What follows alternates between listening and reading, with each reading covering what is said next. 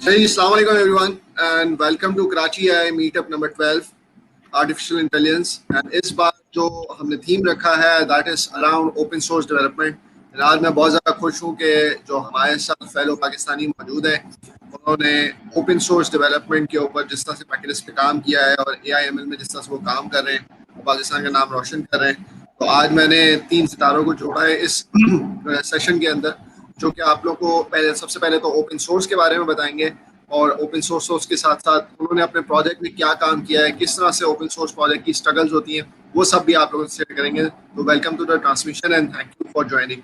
जो लोग यूट्यूब से देख रहे हैं आप लोग प्लीज कमेंट आउट कर सकते हो, you can comment it out और जब आप कमेंट करेंगे तो हम आपका जो कमेंट है वो स्क्रीन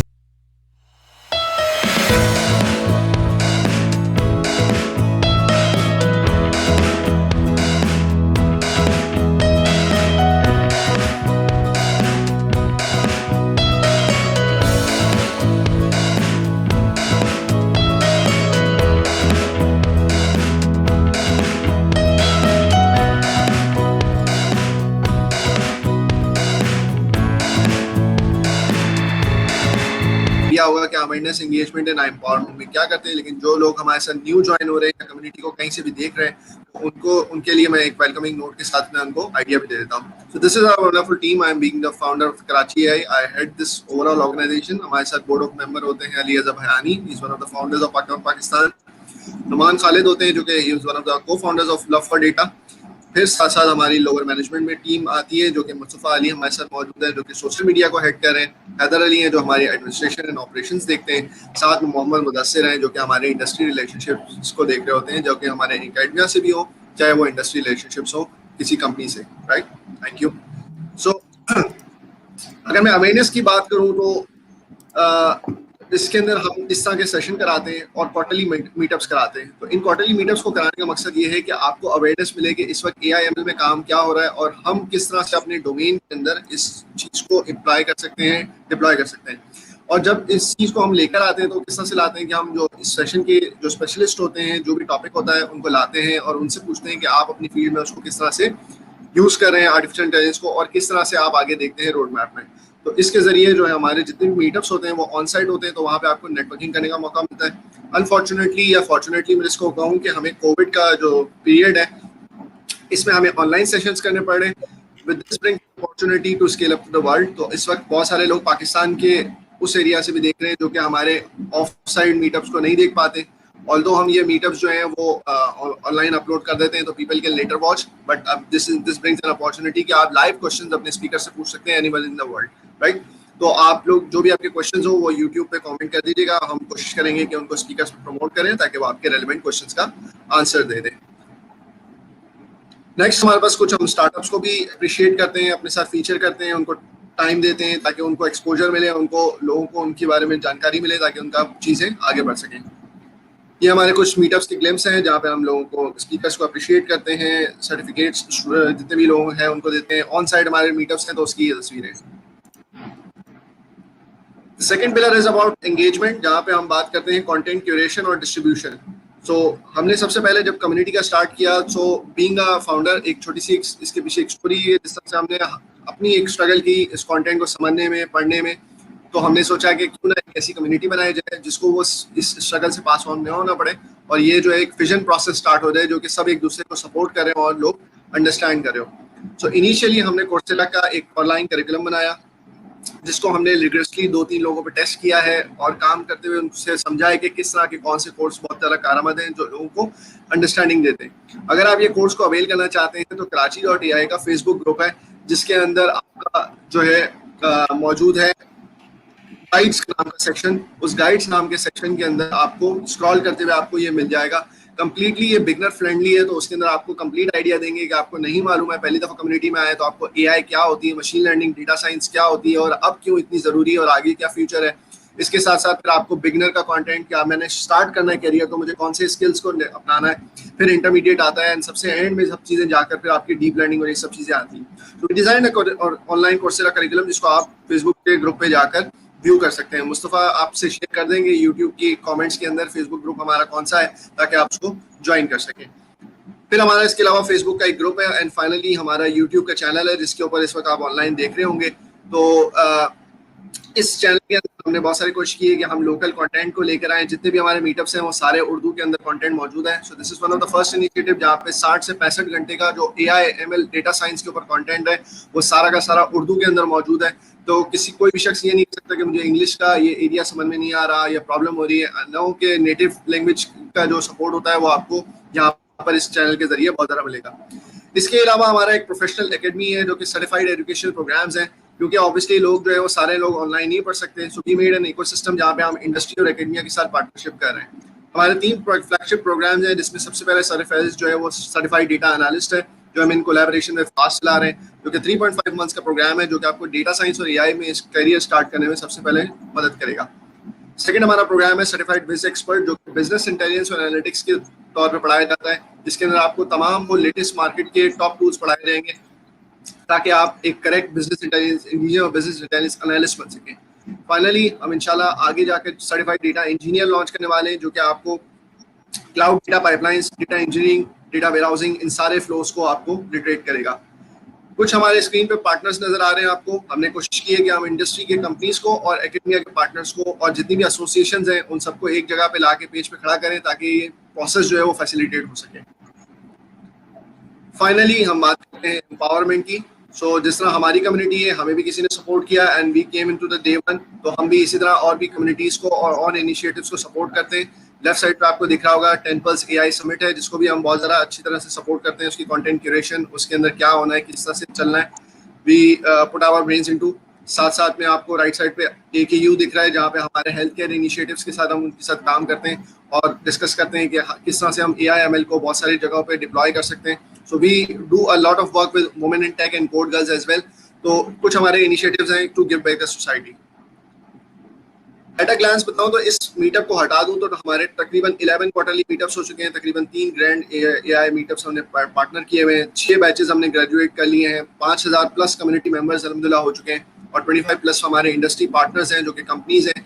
जो भी हमारे सर्टिफाइड प्रोफेशनल प्रोग्राम है उससे जो भी ग्रेजुएट होता है तो these companies are eager to hire those people, क्योंकि वो जानते हैं कि इसका करिकुलम और इसकी टेस्टिंग रिगरस है। प्लस हमारा यूट्यूब का कंटेंट है जो कि हम वक्त के साथ साथ एक्सपैंड करते जा रहे हैं। This is our credential. तो अगर आप न्यू है कम्युनिटी में तो आप प्लीज़ हमारे फेसबुक के जो कम्युनिटी है उसको ज्वाइन कर लें, हमारे लिंक्डइन पे कनेक्ट हो जाए, हमारे जो ग्रुप्स हैं, हमारे जो प्रोफेशनल प्रोग्राम के पेजेस हैं उनको लाइक कर लें ताकि जब भी वो प्रोग्राम अनाउंस हो and if you want to enroll तो आप उसमें एनरोल हो सकें। सो अगेन बैक हम वापस मीटअप पे आते हैं।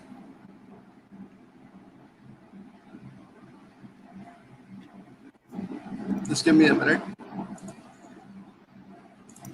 रश स्पीकर्स प्लीज मेरे फीडबैक देख सकते हैं क्या? उनको स्क्रीन्स नजर आ रही हैं? There is only one slide. We see the poster on your screen and okay. इससे पहले जो स्लाइड थी वो नजर आ रही थी आपको? नहीं, all this time you were saying on left hand side, right hand side, but on screen we can't see that. वही सिर्फ original PowerPoint नजर आ रहा है। Okay. Let me just let some people out. Screen sharing the problem है. Let me stop screen share and again.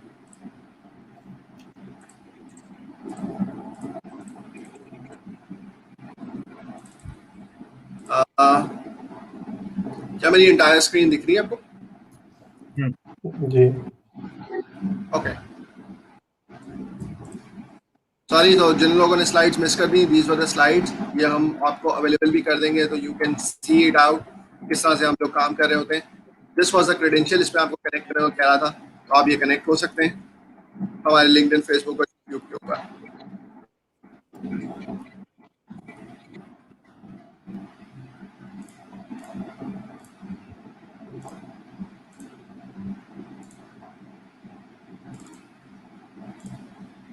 Okay so अब आप लोगों को मीटअप 12 की स्लाइड नजर आ रही होगी। तो वैसे तो मैं आपको फॉर्मल इंट्रोडक्शन दे चुका हूँ और इस बार का इवेंट किस तरह का है, किस हवाले से, तो वो मैं आपको बता चुका हूँ। अब मैं जो नेक्स्ट हम बात करने जा रहे हैं वो उस पैनल की बात करने जा रहे हैं जो कि ओपन सोर्स पैनल है। हमारे साथ मौजूद है mister Moiz Ali from PyCaret, he is the founder of PyCaret। हमारे साथ मौजूद हैं मिस्टर हमजा ताहिर जो कि ज़ेन एमएल के फाउंडर हैं। हमारे साथ मौजूद हैं मिस्टर अबू बकर आबिद जो कि ग्रेडियो के फाउंडर हैं। So welcome you all to the transmission and thank you for joining us. शुक्रिया।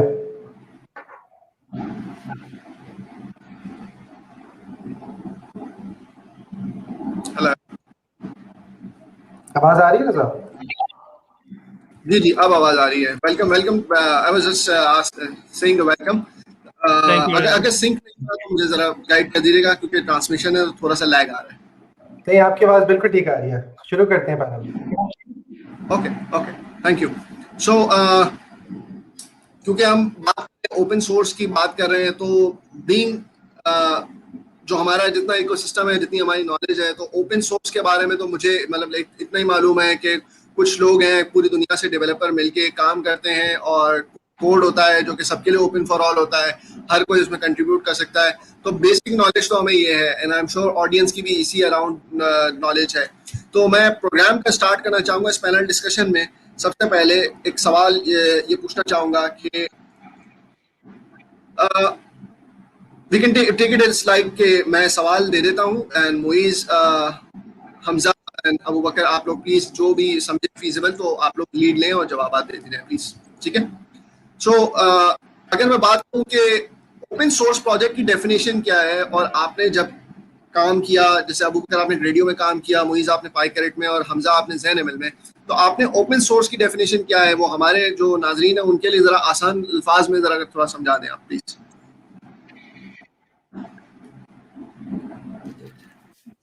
जी बिल्कुल, इंशाल्लाह। सर अस्सलाम वालेकुम एवरीवन।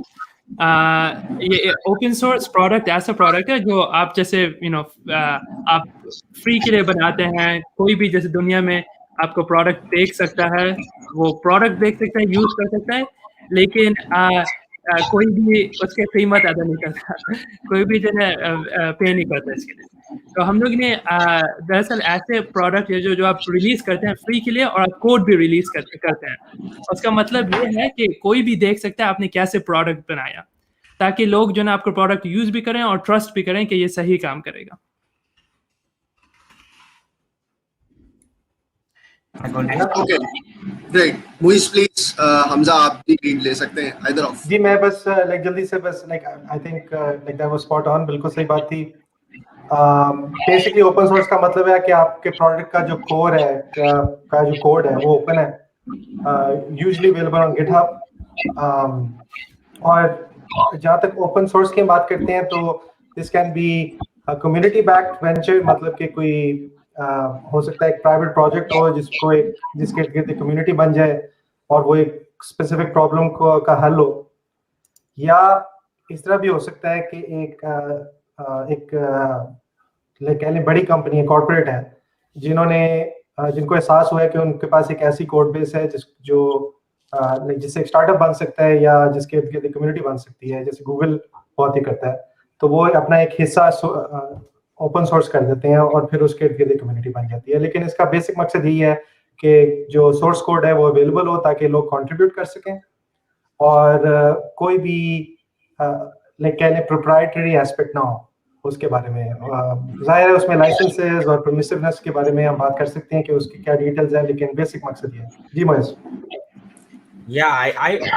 मैं भी यही कहूंगा, मतलब I will just add to these answers is motivation जो होता है ओपन सोर्स प्रोजेक्ट का, वो ये होता है कि people from community will come and contribute and sustain the project. This is the basic motivation. And if today हम सारे open source पैकेज हटा दें तो आई थिंक बहुत कुछ ऊपर नीचे हो जाएगा दुनिया में, right.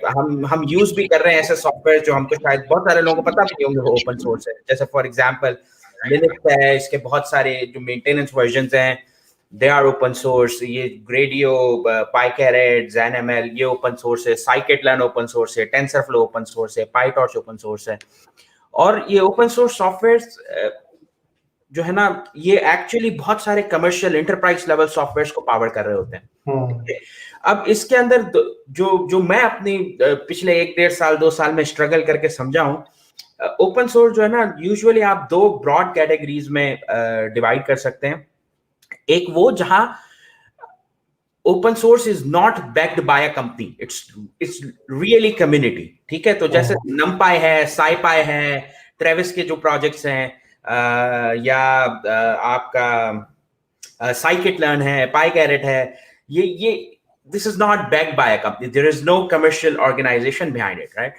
On the other hand, कुछ open source projects हैं जिसके पीछे हमजा ने कहा that there is company, right? जैसे TensorFlow है, Google is behind it, right? It's open source, आप जाके कंट्रीब्यूट कर सकते हो उनके कोड बेस में, लेकिन उनके जो कोर कंट्रीब्यूटर्स हैं, मेंटेनर्स हैं, they are employees of Google, right? Similarly Databricks is a company जो एक कमर्शियल सॉल्यूशन बेचती है और उसका एक ओपन सोर्स प्रोजेक्ट है MLflow। आप जाके उसमें कंट्रीब्यूट कर सकते हैं, पुल रिक्वेस्ट भेज सकते हैं, लेकिन उसके जो मेंटेनर्स होंगे, कोर कंट्रीब्यूटर्स होंगे, वो Databricks के एम्प्लॉइज हैं, राइट? और ये समझना बहुत जरूरी है कि कंपनीज ऐसा करती क्यों है, कंपनीज की क्या मोटिवेशन है कि वो अपने कमर्शियल प्रोडक्ट्स के ऊपर एक ओपन सोर्स प्रोजेक्ट खड़ा करें और फिर then they power their products. And I think वो इंटेंशन समझना बहुत जरूरी है। और जो मुझे समझ आती है उसकी एक वजह, बिल्कुल सिंपल वजह ये है कि if you are creating a commercial software, let's say you are making AutoML, आप you don't sell it to millions of people, okay? आपकी जो कंपनी, आपके क्लाइंट्स होंगे 200, 300, 400, 5000, राइट? क्योंकि आप कमर्शियल प्रोडक्ट बेचेंगे, तो इट्स प्राइसिंग उसकी जो ऐसी होती है $1000, $2000, $3000 के लाइसेंसेस, तो you don't sell it to millions of people.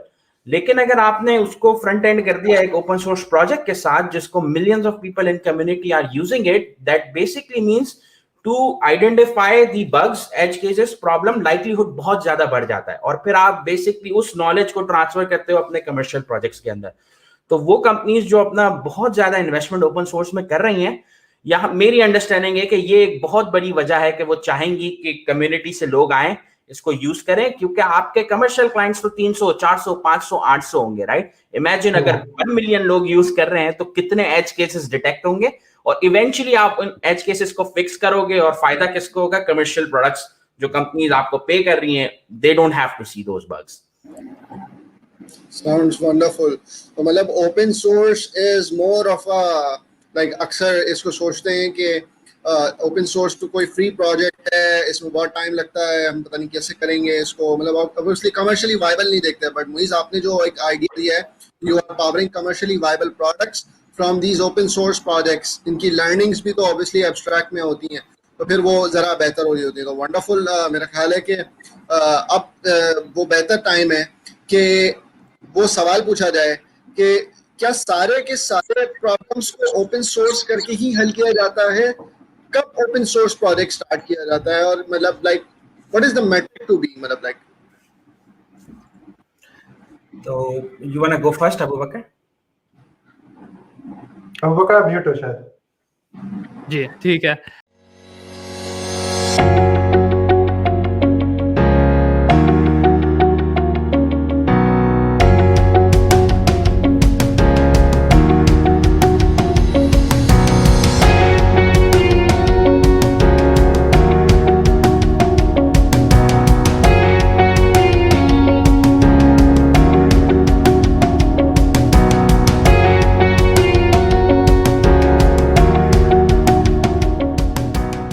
Tool मेरे लिए सही है, ये बहुत मुश्किल हो जाता है। जब आप ओपन सोर्स करते हैं तो बहुत सारी चीजें पता चल जाती हैं कि यूसेज, ये कितने लोग यूज कर रहे हैं, कितने लोग स्टार कर रहे हैं, यानी कितने लोग ने ये प्रोजेक्ट को फॉलो किया है गिटहब में या कोई और ओपन सोर्स सिस्टम में, और आपको पता चल जाता है इस ओपन सोर्स प्रोजेक्ट में कितने बग्स हैं। जैसे मुइज कह रहा था, आप देख सकते हैं कितने बग्स हैं, कितने बग्स जो है सॉल्व हो चुके हैं, और आप कोड डायरेक्टली देख सकते हैं। तो आप ट्रस्ट कर सकते हैं कि ये अच्छा क्वालिटी प्रोडक्ट है, आप खुद से देख सकते हैं, कोड देख के आप खुद से बता सकते हैं कि अच्छा क्वालिटी प्रोडक्ट है या नहीं है। तो जो ना ये इस प्रॉब्लम के लिए ओपन सोर्स बहुत अच्छा है। लेकिन फिर आपको जो ना ओपन सोर्स सस्टेन करने के लिए आपको फिगर आउट करना है आप कैसे मोनेटाइज करेंगे, आप कैसे जो है ना पेड प्रोडक्ट कैसे डेवलप करेंगे। तो अगर आप सही से ये नहीं कर सकते, आप अगर आप नहीं बता सकते अच्छा ये सिस्टम पेड होगा, ये एल्गोरिथम पेड होगा, ये जो ना ओपन सोर्स होगा, तो फिर ओपन सोर्स का ये डिसएडवांटेज है कि आप कोई चीज बना रहे हैं जो शायद हो सकता है, मुमकिन है कि लोग पे करेंगे, लेकिन अगर आपने ओपन सोर्स कर दिया तो आप कोई भी नहीं पे करेगा, इसलिए कि आपने ऑलरेडी पूरा कोड रिलीज कर दिया। तो you need to have a clear line कि ये ओपन सोर्स होगा, ये प्रोप्राइटरी होगा, अगर आप ये सही से कर सकते हैं और अच्छा सिस्टम बना सकते हैं तो फिर ओपन सोर्स में बहुत सारे फवायद हैं जो मोइज ने डिस्कस किया था। जी ग्रेट, मोइज, हमजा, आप क्या ऐड करना चाहेंगे? या आई मीन मैं बिल्कुल एग्री करूंगा इस बात से। आई थिंक कि कुछ ही रीजंस होते हैं ओपन सोर्स करने के, कुछ कॉमन रीजंस हैं। आप यूजर अडॉप्शन चाहते हो अपने प्रोडक्ट की, आप उस कोड की टेस्टेबिलिटी बेहतर करना चाहते हो, क्योंकि जाहिर है if a few eyes are looking at a problem and if thousands of eyes are looking at a problem, तो आपका code base obviously in the latter case बेहतर होगा। या आप अडॉप्शन ऐसे इंक्रीज करना चाहते हो, आप चाहते हो कि आपकी कंपनी बॉटम्स अप कंपनी हो, मीनिंग के जिस तरह आपकी अडॉप्शन हो वो पहले एक डेवलपर यूज करे कंपनी में और फिर एक अपसेलिंग का साइकिल शुरू है जिसमें आपकी कोई क्लाउड ऑफरिंग हो। लेकिन इसमें मैं बात करना चाहूंगा कि अगर बहुत मुश्किल है कहना कि कौन से मार्केट्स हैं, कौन से सॉल्यूशंस हैं इन अ जेनेरिक वे जो ओपन सोर्स के लिए बेहतर है या क्लोज सोर्स के लिए बेहतर है। ये बहुत इंडिविजुअल एक कहने डिसीजन होता है, स्पेशली अगर आप एक एंटरप्राइज इस पे खड़ा करना चाहते हैं तो you have to really think from the markets perspective कि इस मार्केट में जो मैं चीज़ करना चाह रहा हूँ उसकी अडॉप्शन एक क्लोज सोर्स सॉल्यूशन से हो सकती है, और अगर नहीं हो सकती तो जब हम ओपन सोर्स करेंगे तो उसका एक एटलीस्ट एक कमर्शलाइजेशन का आइडिया, कॉन्क्रीट आइडिया होना शुरू से वो बहुत ज़रूरी है। क्योंकि बहुत सारे फाउंडर्स हैं जो ओपन सोर्स कम्युनिटी में जो ओपन सोर्स कर जाते हैं लेकिन उसके बाद रिग्रेट भी करते हैं। जैसे बहुत बड़ी कंपनीज हैं, जैसे रेडिस है, Redis Labs, Redis Labs there is about $1 million run rate जो होस्ट करता है। और रेडिस ये बहुत रिग्रेट करता है और they can't really do anything about it क्योंकि उनके लाइसेंसेस ऐसे हैं। लेकिन at the end of the day सवाल ये है कि क्या रेडिस इतना पॉपुलर टूल होता अगर वो ओपन सोर्स नहीं होता। तो that's the balance, you have to understand कि कौन सी it's a chicken and egg problem, you have to go through that door, find it out yourself. लेकिन it's better to think about this questions because everything will be different, and I think it's an individual decision also for someone who wants to start a company around it. Great, Moiz, please. Sorry, you are mute at the moment. Sorry. So I will add to it and I'll go back to जो मैंने पहले कहा कि थोड़ा पहले चले जाओ। Open source ये जो आइडिया है कि बिजनेस बनाना है तो अब एक प्रोप्राइटरी बिजनेस बनाएं या ओपन सोर्स के अराउंड बिजनेस बनाएं, राइट? ये आइडिया बहुत बाद में आया। Open source in its essence is actually about knowledge sharing and contributing to community, right? तो अब जो भी कोई सुन रहा है, हर किसी को ये सोचना जरूरी नहीं है कि अगर if you have a idea to do a business तो ये ओपन सोर्स होगा। आई थिंक सो ये बड़ा गलत होगा इसको ऐसे प्रोजेक्ट करना, क्योंकि अगर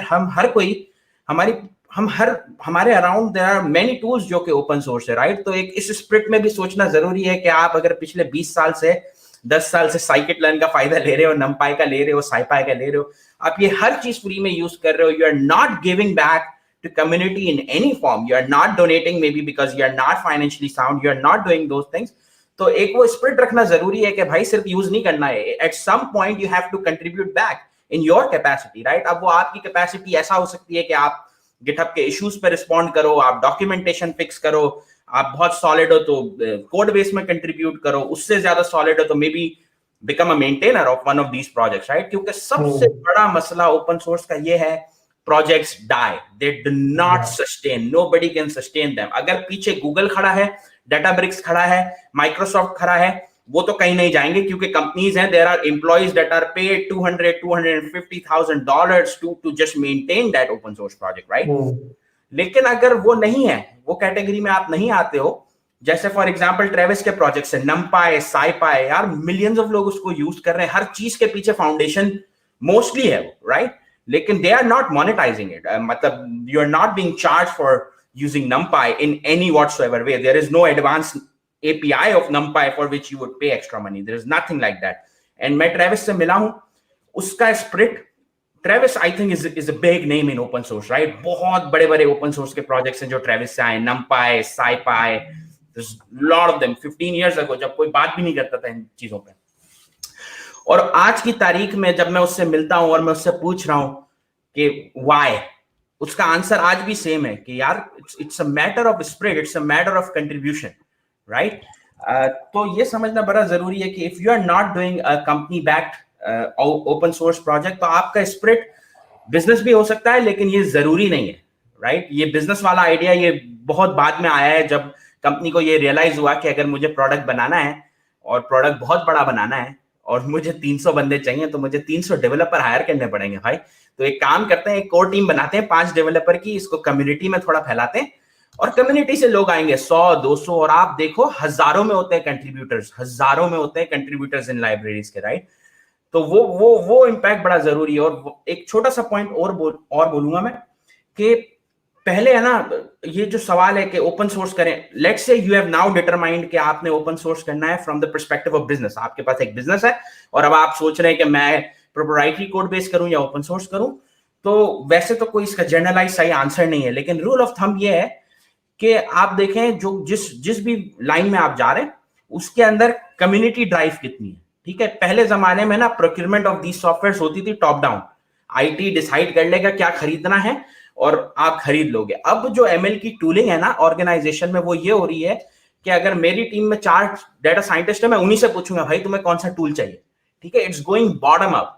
तो इसलिए जरूरी है कि जो लोग एक्चुअली अब ये टूल यूज कर रहे हैं ना, उनको ये बात समझ आए कि मुझे ए यूज करना है वर्सेस बी, क्योंकि that would actually help your business. अब वो जो टॉप डाउन प्रोक्यूरमेंट अप्रोच है वो फेड होता जा रहा है, and I think specially in the case of machine learning, deep learning, it's a very super specialization. It do not know कि मुझे ए यूज करना चाहिए या बी यूज करना चाहिए। That's the call of my data scientist in my team कि मुझे A चाहिए या बी चाहिए।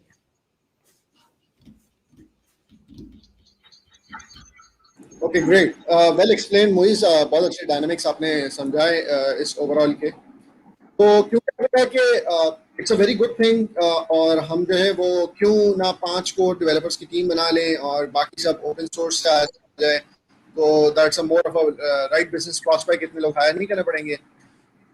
जब हम बात करते हैं किसी ऑर्गेनाइजेशन की, तो जैसे आपने बताया कि वो तो 250K के पैकेजेस हैं उनके, और वो जो है वो कम्प्लीटली कोड को मेंटेन कर रहे हैं।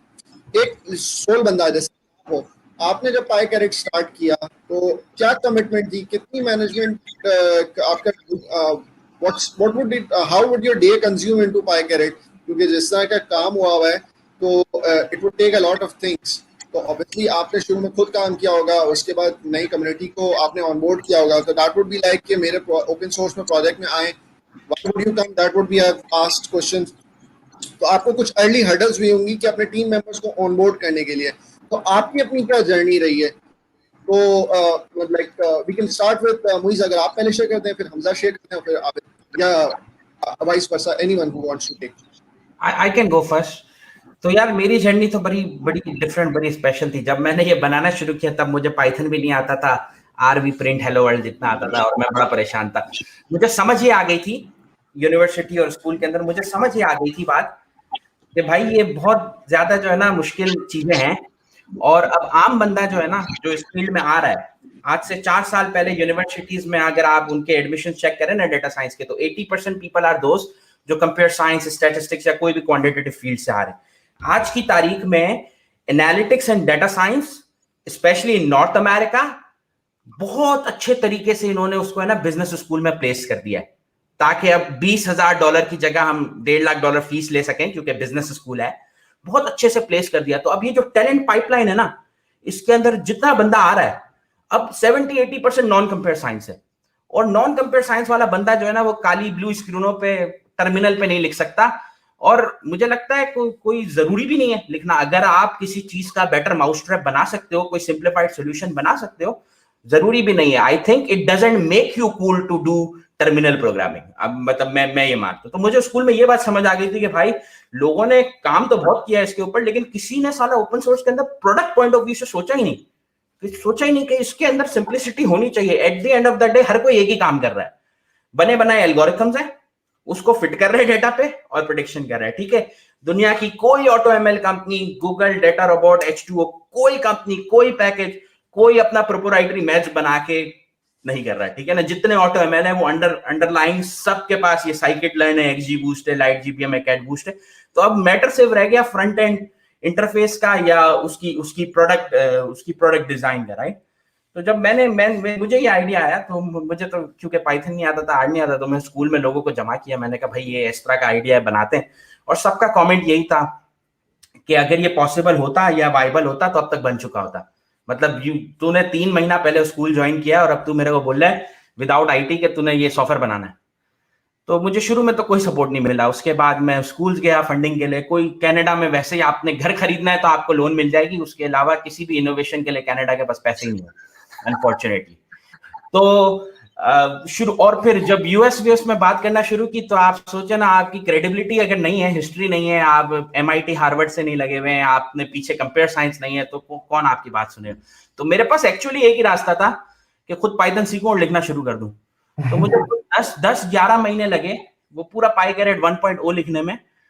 और जब उसको रिलीज किया तो 8-10 डाउनलोड हुए। फिर मुझे एक और बात समझ आई, मैंने कहा यार पूरा जो है ना, सिर्फ library can not be a product जो है ना, लाइब्रेरी के अलावा, library is just one part of it, the code is one part of it. I need to have a website, I need to have a documentation जो कि अब लोगों को समझ आए।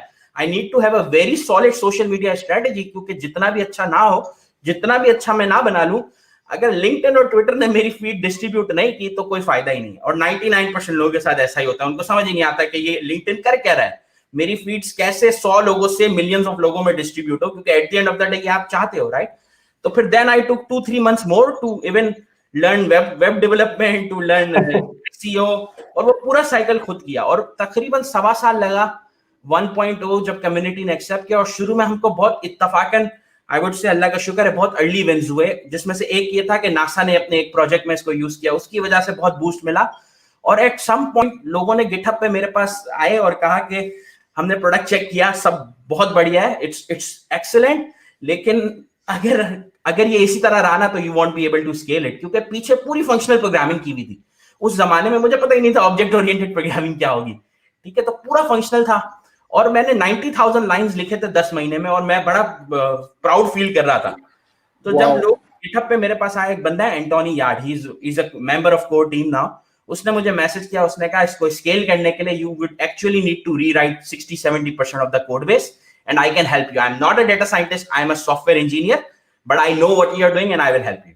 फिर एंटोनी ने ज्वाइन किया, उसके बाद 2-4 लोगों ने ज्वाइन किया, और within 5-6 months we had about 30 people contributing. और अब जो है ना, अब जाके ऐसा हो गया है कि मेरा कोडिंग के अंदर अभी 10-15-20% इन्वॉल्वमेंट रिमेनिंग। अब मेरा रोल चेंज हो रहा है, मैं इसको ऑर्गेनाइजेशन बना के, टीम बना के इसको सस्टेनेबल करना चाहता हूं। और these days what I'm doing is actually people who are reaching out to me, all the AutoML open source projects, we are basically forming a consortium where we are combining all the efforts under PyCaret। उसकी वजह बड़ी simple है, अगर नहीं किया तो 4 साल बाद, 3 साल बाद I will move on with my life, somebody else will move on with their life, और प्रोजेक्ट मर जाएगा, ठीक है ना? कोई सस्टेन नहीं करता, फ्री में किसी को नहीं काम करना। अगर आपका ऑब्जेक्टिव बिजनेस नहीं था, आपका ऑब्जेक्टिव था ओपन सोर्स प्रोजेक्ट बनाओ, दुनिया आपको जाने, एक्सेट्रा एक्सेट्रा, तो इसमें सिर्फ वाहिद ही तरीका है कि आपको आपकी रिटायरमेंट तक दुनिया जाने, कि आप एक बहुत बड़ी कम्युनिटीज के अराउंड बना दो, एक बोर्ड ऑफ गवर्नेंस स्ट्रक्चर बना दो, और एवरी टाइम आपका काम होना चाहिए नया टैलेंट पाइपलाइन में आता ही रहे ओपन सोर्स कंट्रीब्यूशन के लिए, तभी ये प्रोजेक्ट सस्टेन करेगा, वरना कोई फायदा नहीं है। 3-4 साल हीरो बन के मार्केट में, there is no point of it, right? You want to create something like NumPy, scikit-learn that will exist for 50 years, 100 years. Indeed, Moiz, because not हर चीज profitability नहीं होती, but profitability is one of the king aspects जिसको हम कह सकते हैं कि जो कि आपको वायबिलिटी, कमर्शियल वायबिलिटी हमेशा रखनी है किसी भी चीज़ को सोचते हुए। I see a lot of people from coming from computer science background. Moiz, आपको एज में ये कहूँगा कि पूरी इस जर्नी के अंदर एज आपको शायद कंप्यूटर साइंस के बैकग्राउंड से नहीं मिला, but being a business guy आपने ये बहुत अच्छे एप्टीट्यूड से ये सोचा कि कमर्शियल वायबिलिटी होना ज़रूरी है। ये जो बिजनेस सेंस है ना, वो बहुत ज़्यादा आगे लेके जाता है। हमजा, ओवर टू यू, आप बताएं प्लीज़ अपनी जर्नी के बारे में। जी बिल्कुल, मैं लाइक शॉर्ट करके बता देता हूँ। I just love Moiz this journey. Like Moiz, मैं आपसे वैसे बात करना चाह रहा था, सुनने के लिए बड़ा अच्छा आपने समझाया। It's a great journey. मेरी थोड़ी सी डिफरेंट है। मेरे साथ ये हुआ था कि I founded Maiot, which was the startup that created eventually ZenML 3-4 साल पहले। और हम एक स्पेसिफिक यूज केस कर रहे थे उस वक्त, बेसिकली प्रेडिक्टिव मेंटेनेंस, प्रेडिक्ट करना कि फेलियर्स कब होंगे, like using deep learning। तो उसमें बहुत सारे प्रॉब्लम्स आए हमें प्रोडक्शनलाइजेशन में मशीन लर्निंग के, जो बेसिकली रिसर्च से आगे एक्चुअल प्रोडक्शन में लेके जाना।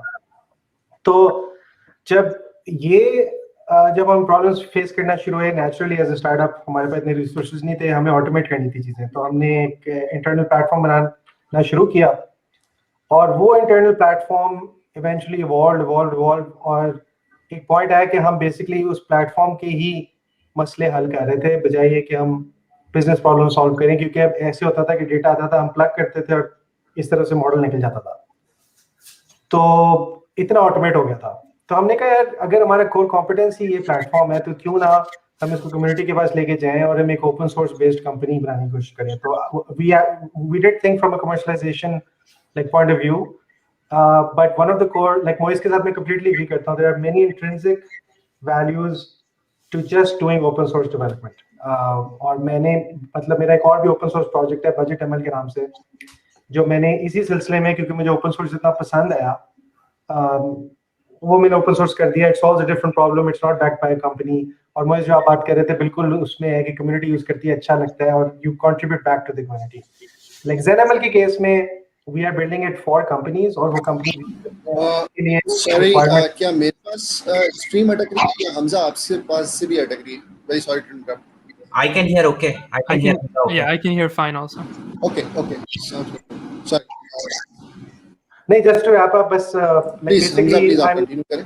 मुझे लगा स्ट्रीम रुक गई। No problem. तो I am the youngest out of the 3 people here in terms of the product journey। तो हमारे सिर्फ 3 माह हुए हैं हमारे रिलीज को, 1000 से ज्यादा गिटहब स्टार्स हैं, 5000 डाउनलोड्स वगैरह हैं ये। लेकिन अबू बकर और मोइज़, आप बहुत आगे हो इस जर्नी में, आपसे सीखने को मिल रहा है मुझे भी। तो yeah, like that's the journey so far. It's been a great response. I'm really looking forward के जो आपके एक्सपीरियंसेस रहे हैं वो हमें भी एक्सपीरियंस हो और कम्युनिटी एक बने ZenML के इर्द-गिर्द। लेकिन अबू बकर, आपकी क्या जर्नी थी? And that's very interesting, actually. I can add a little bit. It's like मेरी journey थोड़ी सी different है मूवी से। There's some similarities also, लेकिन थोड़ा different है। मैंने शुरू किया था, तो मैं अभी actually PhD student हूँ स्टैनफोर्ड यूनिवर्सिटी में। मैं अपने 5th year में हूँ। तो मैंने 2 साल पहले ग्रेडियो शुरू किया था, जब मैंने रियलाइज किया था कि जब आप मशीन लर्निंग एल्गोरिथम बनाते हैं तो बहुत सारे स्टेप्स इन्वॉल्व होते हैं।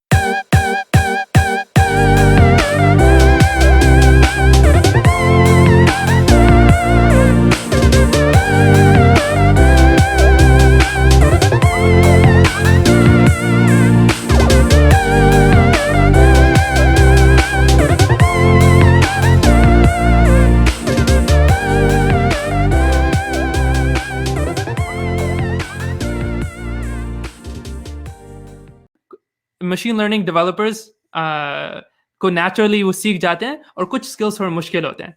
तो मैंने सोचा, अच्छा ये वाले स्किल्स जो काफ़ी मुश्किल होते हैं, हम लोग जो है वही स्किल्स जो आपको वेब डिप्लॉयमेंट सीखना पड़ता है, वेब एप्लीकेशन डेवलपमेंट सीखना पड़ता है, हम लोग ये पाइथन ही में कर सकते हैं। अगर हम लोग पाइथन से कर सकते हैं तो फिर बहुत आसान हो जाएगा। जैसे ये मशीन लर्निंग डेवलपर्स एक न्यू सुपर पावर, एक न्यू स्किल सीख लेंगे। तो मैंने वो सोचा, और फिर जो है ना कुछ हफ्तों में जो है ना एक ये पाइथन लाइब्रेरी बना दिया था, Gradio 1.0। we developed in maybe 3-4 weeks and we developed it। मैंने शुरू किया अपना ओन प्रॉब्लम सॉल्व करने के लिए, इसलिए कि मैं ये रिपीटेडली मुझे करना पड़ता था। मुझे एक मशीन लर्निंग मॉडल बनाता था, और फिर मुझे एक वेब एप्लीकेशन बनानी थी कि मैं अपने एडवाइजर को दिखा सकूं, अपने दोस्तों को दिखा सकूं, अपने कोलैबोरेटर्स को दिखा सकूं, अपने पेरेंट्स को दिखा सकूं। तो इसलिए जो है ना मैंने ये लाइब्रेरी बनाई कि मैं दूसरे लोगों को आसानी से अपना मशीन लर्निंग मॉडल शेयर कर लूँ। तो हम लोग ने बनाई, 3-4 हफ्ते में बन गई। तो फिर यही प्रॉब्लम हुआ जो मोइज़ ने डिस्क्राइब किया था कि हम लोग कैसे, अब ये तो मशीन लर्निंग लाइब्रेरी तो बना दिया है, ग्रेडियो बना दिया है, लेकिन और लोग कोई भी नहीं यूज़ कर रहा था उस वक्त, सिर्फ हम लोग यूज़ कर रहे थे जिन्होंने बनाया था। तो हम लोग ने सोचा हम लोग कैसे डिस्ट्रीब्यूट करें। हम लोग ने वेबसाइट बनाए, हम लोग ने ट्विटर पे जो है काफ़ी प्रमोट किया, और फिर जब हम लोग ने प्रमोट किया तो इत्तेफाक से कुछ इन्वेस्टर्स से, हम लोग उस वक्त सिलिकॉन वैली में थे, कैलिफोर्निया में थे, तो इन्वेस्टर्स को पता चला, और वो हमारे पास आए, और उन्होंने हम लोग से कहा, we will give you money to work on this full time. And I think that might be the difference between Silicon Valley and Toronto, Moise. But they said, we will fund you to work on this full time. And initially we were kind of hesitating. हम लोग सोचे थे हम लोग पैसे लेंगे तो हमारे commitments भी increase हो जाएंगे. हम लोग थोड़ा जब हम लोग कंपनी शुरू करेंगे उनका टुकड़ा investors को मिल जाएगा. लेकिन फिर we realized that we need to work on this full time. इसलिए there's a lot of work involved to keep up the documentation. जो issues लोग identify करते हैं, जो bugs लोग identify करते हैं, users identify करते हैं, उनको solve करने में काफ़ी time लगता है. तो फिर हम लोग ने investment ली और 4 अफराद हम लोग रखे जो हम लोग full time काम कर रहे हैं library पे. And उसके अलावा और लोग भी रखे who are working part time. But हम लोग शुरू से ही हम लोग ने सोचा let's have a team that is working on this full time so that we can build a high quality product. And when we started thinking about it, we started thinking, why are the investors giving us money? How do we जब हम लोग ने investor का पैसे लिए तो फिर हम लोग you immediately have to think about how are you going to monetize. आप कैसे पैसे बनाएंगे अपने product से. तो उसमें काफी time लगा इसलिए कि that is a very hard question, and for every open source product the answer looks a little bit different. लेकिन इवेंचुअली हम लोग ने सोचा, हम लोग ने रियलाइज किया कि बहुत सारे लोग हमारा सॉफ्टवेयर यूज कर रहे हैं हाई सिक्योरिटी सिस्टम्स में, जैसे मेडिकल लैब्स में या इंटरनली कंपनीज में, जो हमारा ओपन सोर्स प्रोडक्ट में कुछ लिमिटेशंस हैं. तो फिर हम लोग ने सोचा अच्छा हम लोग इसको जो है एक्चुअली मोनेटाइज कर सकते हैं, and we can develop a parallel version that is suitable for high security sensitive environments. So we could take the learnings, kind of like we were mentioning earlier, कि जो open source products के learnings से जो है हम लोग commercial product भी improve कर सकते हैं, और commercial product से हम लोग open source development fund कर सकते हैं, और फिर वैसे अब हम लोग जो है ना उस तरह से कंपनी जो है शुरू हुई. Great, wonderful. आप लोगों से बहुत सीखने को मौका मिला, मोइज, हमजा और आबिद. नेक्स्ट क्वेश्चंस की जानिब बढ़ते हैं, क्योंकि थोड़ा सा टाइम हमारे पास सप्रेस हो रहा है, तो I would reduce some of the questions, but क्योंकि बहुत आप लोगों की जर्नी बहुत इंटरेस्टिंग है, तो मैं नेक्स्ट सवाल ये पूछना चाहूँगा कि जब आप लोग अब सारी बात बॉइल डाउन हो गई कि हम पूरी दुनिया से डेवलपर्स को इन्वाइट करते हैं, दे कोड डेवलप एंड वो काम करते हैं, कौन से इकोसिस्टम्स आप यूज करते हैं अपने इस कोड डेवलपमेंट को स्टार्ट, मतलब like to make it happen? Like जैसे GitHub है, it's one of the brightest open source platform जिसको हम कहते हैं कि जहाँ पे पूरी दुनिया के प्रोजेक्ट्स कोलैबोरेट हो रहे हैं. तो आप अपने एक्सपीरियंस से और भी बहुत सारे प्लेटफॉर्म्स जानते होंगे, तो कहाँ पे आप करते हैं और किस तरह से? फिर नेक्स्ट क्वेश्चन आता है, मतलब like I want to amalgamate some of the questions ताकि हमारा टाइम थोड़ा सा बच जाए. तो जब आप किसी को इन्वाइट कर लेते हैं, ओन विजन एंड आइडियाज, आपका अपना एक विजन एंड आइडिया होता है, तो would they clash? How do you agree them? Do you keep meetings? Convince them? किस तरह से होता है क्योंकि आप इनवाइट कर रहे हैं? तो anyone of you from take the lead and फिर आप sequential बता दें. मैं पहले इसका क्विक आंसर दे देता हूँ. In terms of tool, I think 98% of your needs are covered by GitHub. GitHub में प्रोजेक्ट भी है, टू डू लिस्ट भी है. अगर आप उसको पूरी तरह यूज करोगे तो आपको GitHub से बाहर जाने की जरूरत नहीं है, एटलीस्ट शुरू में, ठीक है. और कोलैबोरेशन के लिए भी there is Slack, there is Discord. तो टूलिंग कोई बहुत ज्यादा इंपॉर्टेंट क्वेश्चन नहीं है मेरे व्यू में. मतलब tooling of one project wouldn't make it different from the other project, it's all same. और क्लैश ऑफ आइडियाज तो वो हर फील्ड में होता है. क्लैश ऑफ आइडियाज हर फील्ड में होता है. और ये I think as a leader आपका रोल होता है, when you bring opposing forces on table, you have to manage that. और मेरे हिसाब से ना ये बड़ी अच्छी चीज होती है कि अगर ये आर्ग्यूमेंट होती है ना एक कॉल के ऊपर कि ये फंक्शनैलिटी इस तरह जानी चाहिए, इस तरह नहीं जानी चाहिए, it's a positive sign, because इसका मतलब ये है कि आपने रूम में स्मार्ट लोग जमा किए हैं जो आपसे आर्ग्यू कर सकते हैं. अगर हर कोई आपकी हाँ में हाँ भर रहा है तो अकेले ही काम कर लो, फिर फायदा क्या? क्योंकि you are not getting a brain power of team. आप टीम बनाते ही इसलिए हो कि ब्रेन पावर है. बिल्कुल सही है. Over to you Hamza. जी बिल्कुल. लाइक आई वुड एग्री कि जो टूलिंग है वो इतनी इम्पोर्टेंट नहीं है, लेकिन आई वुड एको कि अगर कोई यहाँ पे कम्युनिटी में if there is a person who wants to contribute to an open source project, तो आप GitHub पे जाएं, GitHub पे आप कोई टूल देखें जो open source है, जो आपको पसंद है. उनके इशू बोर्ड पे लेबल्स होते हैं, good first issue for example, जो आप फॉरन कर सकते हैं without so much in depth knowledge of the project. तो इस तरह की चीजें GitHub में बहुत स्ट्रीमलाइन है for people who just want to contribute या people who want to open source and GitHub trending पे जाना चाहते हैं ताकि लोगों को विजिबिलिटी मिले. जहाँ तक कि वो फीचर कट की बात है, वो बिल्कुल सही बात है।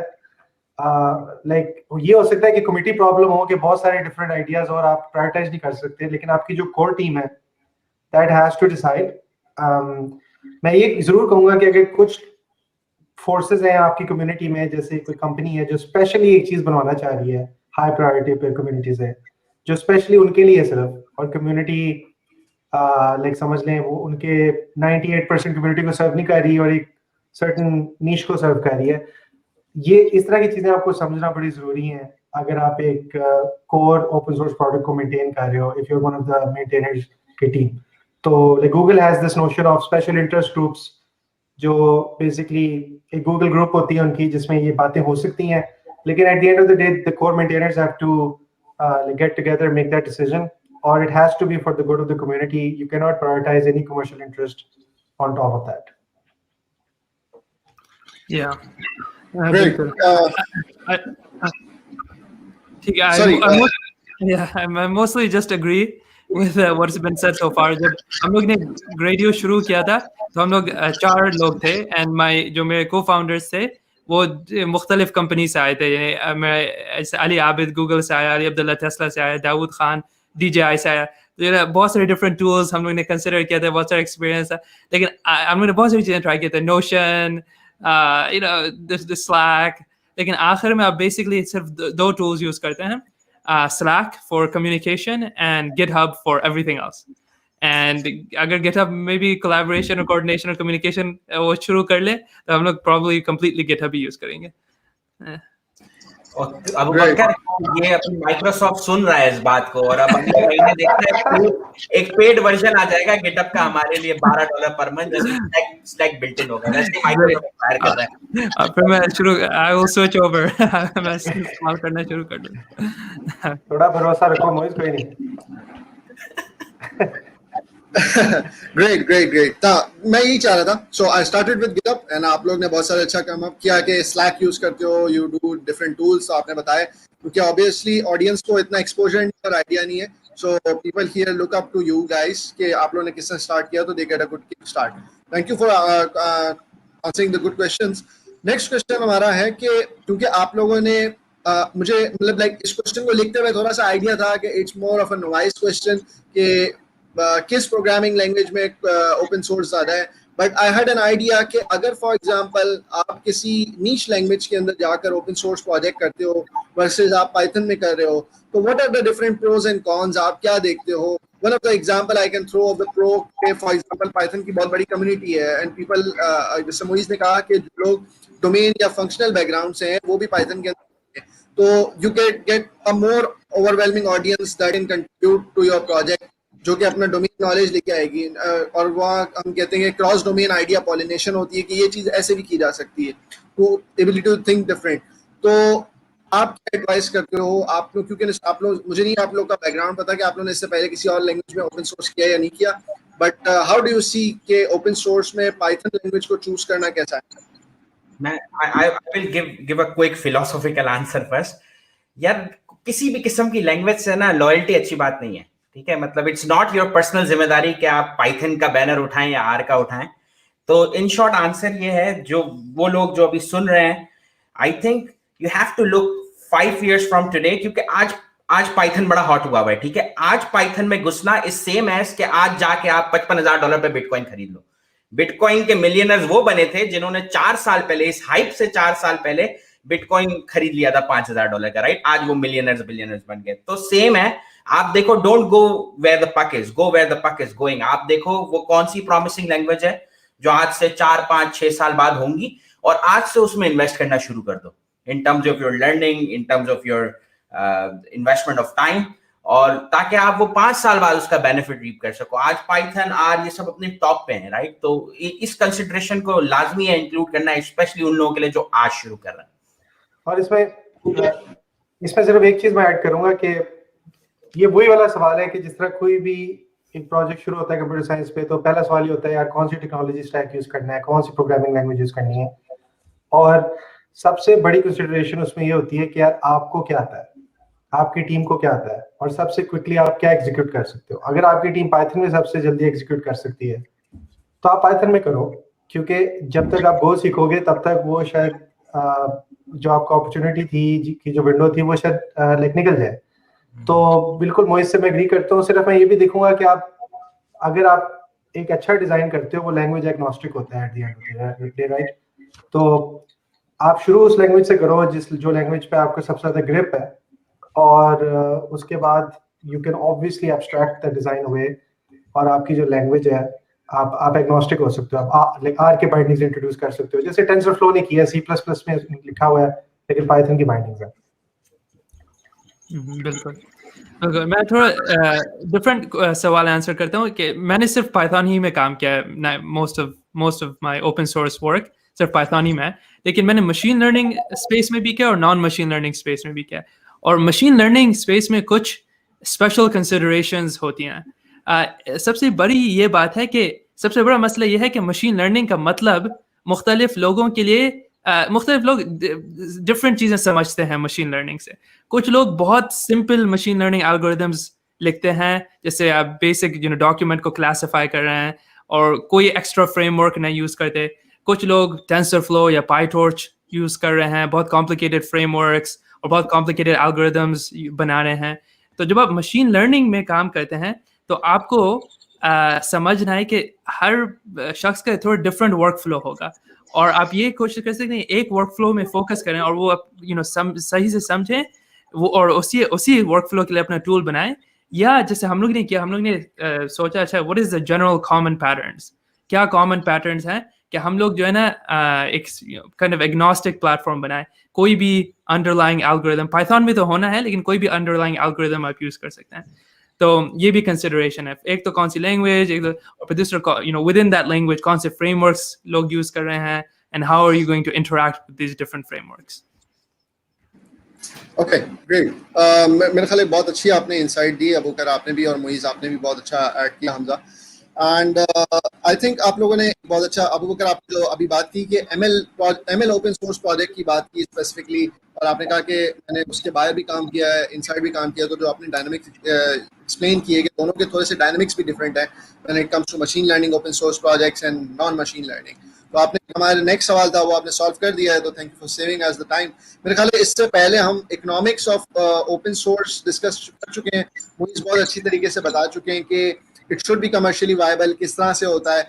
Just one of the question जो कि मुझे रिसीव हुआ एक दोस्त से, तो वो पूछ रहे हैं कि ठीक है ये हमें बता दिया कि आपका प्रोजेक्ट कमर्शियली वायबल होना चाहिए, बट किस तरह से करें? जैसे फॉर एग्जांपल एक स्टार्टअप की जर्नी होती है, you pitch to investors that कि मैं आपको ये करूंगा, इतना पैसा लूंगा और इतने पैसे आपको बना के दे दूंगा, like there is a kind of exit strategy as well.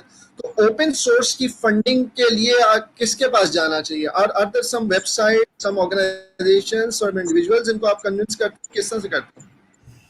ये इसका मैं लेक्चर शुरू कर सकता हूँ क्योंकि like I am going through this अभी, तो I M in the thick of it, तो मैं आपको फर्स्ट हैंड इंफॉर्मेशन दे सकता हूँ। सबसे पहले तो ये है कि अगर आप एज ए स्टार्टअप, अगर आप एक कमर्शियली वायबल स्टार्टअप बनना चाहते हो जो ओपन सोर्स जिसके बेस पे है, like an open core business model, तो that is a very attractive proposition आजकल के इन्वेस्टर्स के लिए, क्योंकि जो ओपन सोर्स का जो मार्केट है वो ग्रो कर रहा है और जो प्रोजेक्शंस हैं वो एक्सप्लोर कर रहा है ओवर द नेक्स्ट 10 इयर्स। क्योंकि अगर आप अपने इर्द गिर्द देखो, मोइज ने शुरू में बहुत अच्छी बात की थी कि आप कितने प्रोजेक्ट्स हैं जिसके बेस पे ओपन सोर्स है। तो जहाँ हम अगर हम 10 साल 20 साल पहले तक चले जाएं, जहाँ अपने लिनक्स से हम शुरू हुए थे या रेड हैट, उनके बिजनेस मॉडल थे कि यार वो सर्विस करते थे उसके, ठीक है, एक सर्विस उनके मॉडल था। फिर उसके बाद ये एक वेव आया जिसमें इलास्टिक, लाइक रेडिस, इस तरह की डेटाबेसेस आई जो ओपन थी, बीच में उनका कोड ओपन था, लेकिन they built like manage solutions on top, जिसका क्लाउड ने चोरी भी किया काफी रेवेन्यू, उसकी वजह से ओपन सोर्स कम्युनिटी को धचका मिला।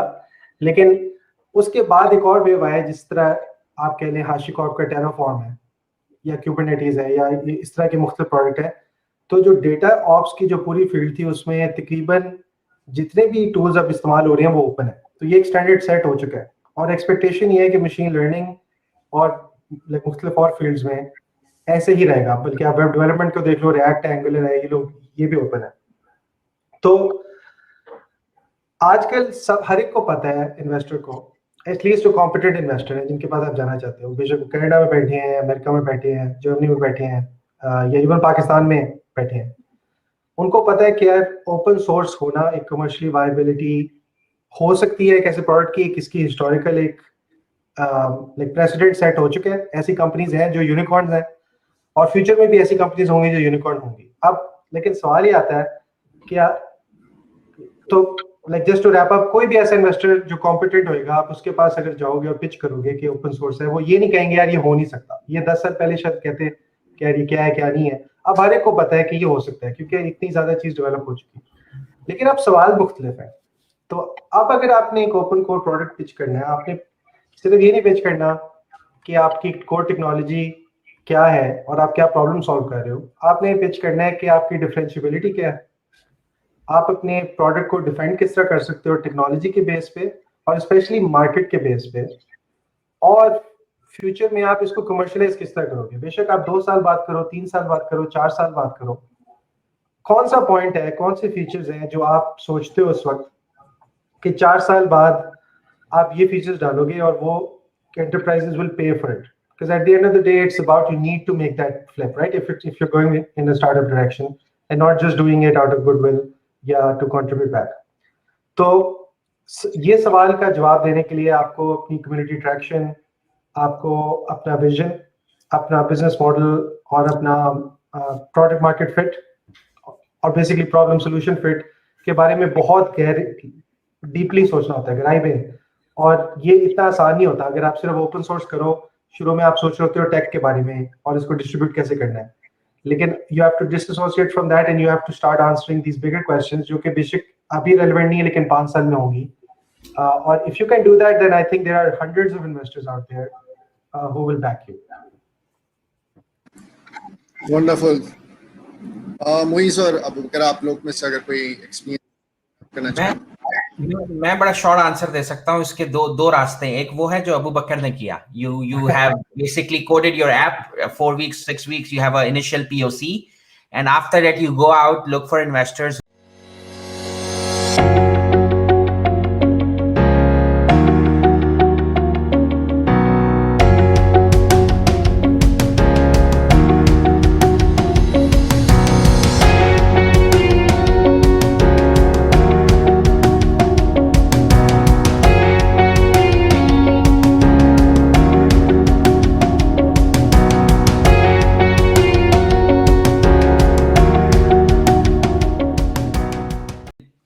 जाके उसकी बेस पे एक कमर्शियल रैपर बना दो।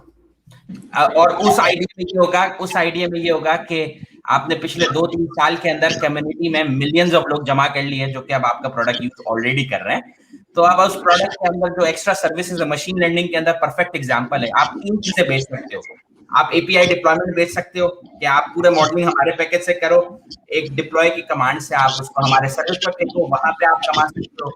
दूसरा, आप फीचर टूलिंग से कमा सकते हो, और भी 2-3 रास्ते निकल जाते हैं। तो ये 2 ही रास्ते हैं। आप पीओसी बनाओ, इन्वेस्टर्स के पास जाओ, पैसे लो, फुल टाइम 4 लोग हायर करो, काम करना शुरू करो, या आप ओपन सोर्स बनाओ, बनाते जाओ और जब मिलियंस ऑफ लोग उस पर डिपेंडेंट हैं या यूज कर रहे हैं तो तब आप देखोगे ओके अब इस प्रोडक्ट की नीड है, let's make a product instead. जी, और जब आप इन्वेस्टर के पास जाएंगे तो आपको उनको जो ना ये नंबर्स तो प्रेजेंट करने हैं, ये मैट्रिक्स आपके, लेकिन आपको ऑल्सो प्रेजेंट करना है आपका क्या स्ट्रैटेजी होगा, monetization strategy, commercialization strategy, and बहुत सारे स्पेसिफिक स्ट्रैटेजीज होते हैं। अभी मेरे पास टाइम नहीं है सब डिस्कस करने के लिए, लेकिन मैं इनकरेज करता हूँ कि जो नाजरीन है वो आप गूगल करें ओपन सोर्स कमर्शियलाइजेशन A16Z। उन्होंने एक और इन्वेस्टमेंट फर्म है, उन्होंने बहुत अच्छा आर्टिकल लिखा है breaking down the different strategies for commercializing an open source product. तो आप देख सकते हैं, and you can see what is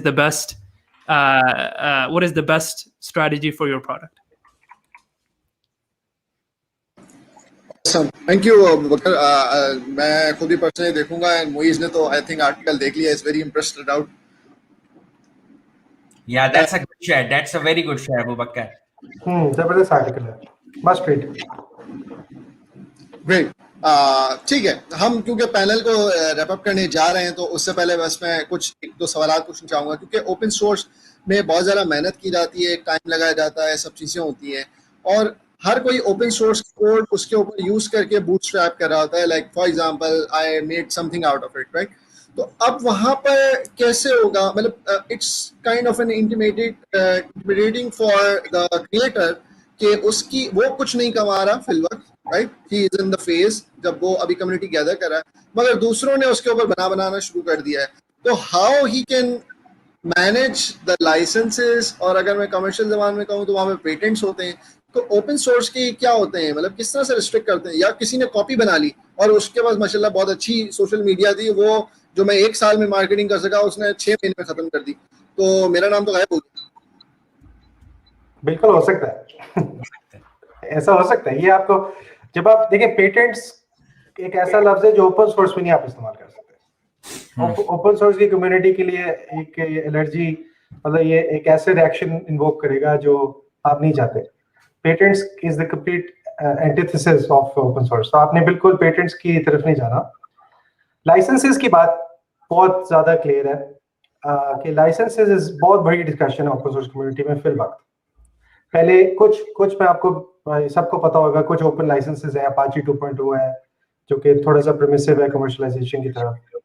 फिर आपका MIT है जो बिल्कुल परमिसिव है, कंप्लीटली ओपन, ठीक है। फिर थोड़े कॉपी लेफ्ट हैं जैसे GPL V2, ये मैं अभी फुल डिटेल में नहीं जा सकता, लेकिन ये एक डेवलपिंग टॉपिक है, क्योंकि जिस तरह रेडिस के साथ हुआ या इलास्टिक के साथ हुआ है, रेडिस इलास्टिक ने अपना एक अलग लाइसेंस बना लिया है, इलास्टिक बैक्ड, क्योंकि वो AWS को चाह रहे थे वो कमर्शलाइज ना करें, लेकिन AWS उनकी बात नहीं सुन रहे थे। तो मैं ये जरूर कहूंगा कि while this is very important to think about at the start, I don't think you should spend lots of hours obsessing about it, क्योंकि इतनी डायनामिक चीज है। और ये मैं बल्कि सुनना चाहूंगा बाकी दोनों से कि वो कैसे सोच रहे हैं अपने प्रोजेक्ट्स के बारे में। हमने चूज किया अपाची 2.0 क्योंकि हमें लग रहा था that was the right amount, के लोग कमर्शलाइज भी कर सकते हैं, लोग चोरी भी कर सकते हैं, लेकिन हमें इतना डर नहीं था क्योंकि हम खुद अपाची 2.0 के प्रोजेक्ट्स के बलबूते पे हमारा खड़ा हुआ प्रोजेक्ट। तो हम क्यों अब अपने आप को क्लोज कर दें ऊपर, बल्कि शायद अपाची 2.0 इसकी इजाजत भी ना दे। तो कुछ आपके पास प्रोटेक्शंस होती हैं अपाची 2.0 जैसे लाइसेंसेस में, लेकिन अगर आपका अगर एक ऐसा पॉइंट आया कि आपके प्रोजेक्ट को किसी ने कॉपी कर लिया है और वो सक्सेसफुल हो रहे हैं, तो it's also probably good news for your project. तो लाइक मोइज, या लाइक आप क्या सोचते हैं इसका? यार मेरा भी बिल्कुल सिमिलर व्यू है। मैं ये कहूंगा जो लोग इस बात से डर रहे हैं कि कोड कॉपी हो जाएगा, MIT लाइसेंस हो या नहीं हो, यार 30 साल 40 साल पहले जो है ना कोड प्रोप्राइटरी होता और वो आपकी की बिजनेस प्रपोजिशन होती ना, मुझे समझ आ सकता है। आज की तारीख में यार मार्स के ऊपर जो हेलीकॉप्टर चल रहा है उसका कोड भी ओपन सोर्स पड़ा हुआ है, और कोविड की जो वैक्सीनेशन इन्वेंट हुई है, जो जीन की सीक्वेंसिंग है, वो कोड भी ओपन पड़ा हुआ है। तो अगर आपका मोटिवेशन है open source, this is the last thing you should be afraid about कि कोड कॉपी हो जाएगा। क्योंकि भाई एक बात समझ लो, बिजनेस जो है ना वो कोड में नहीं है। बिजनेस कोड के अलावा बाकी सारी चीजों में, how you will sell your company, how you will make your team. तो please don't be bothered by a fact कि आपका कोड चोरी हो जाएगा। 40 साल पहले जो है ना इतने स्मार्ट लोग नहीं थे, लेकिन अगर आपको अभी भी लगता है कि आप कोई बहुत अनोखा कोड लिख सकते हैं जो कि चोरी हो जाएगा, देन मुंडी घुमाओ, US जाओ, सिलिकॉन वैली जाओ, और वहां पे आपको बच्चा जो है ना आपके कोड का 1000 टाइम्स बेटर वर्जन 10 मिनट में बना के दे, तो कोड चोरी नहीं होगा आपका। बिल्कुल।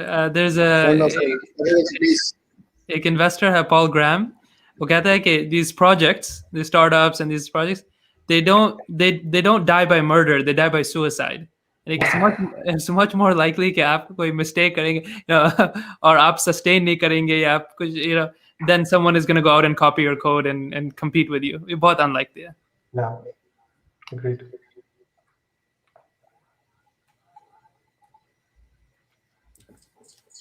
Raza, you're still there? I'm sorry, was mute. तो मेरा ख्याल है कि आप लोगों ने ओपन सोर्स का जो लाइसेंसिंग का क्वेश्चन था वो बहुत अच्छे तरीके से समझा है, एंड क्योंकि ये रिकॉर्डेड सेशन होगा तो बाद में भी लोगों को जब लाइसेंसिंग एक्सप्लोर करेंगे तो उनको मतलब like it would be a go to talk जिसको वो अंडरस्टैंड करें, फिर वो लाइसेंस पे जाए।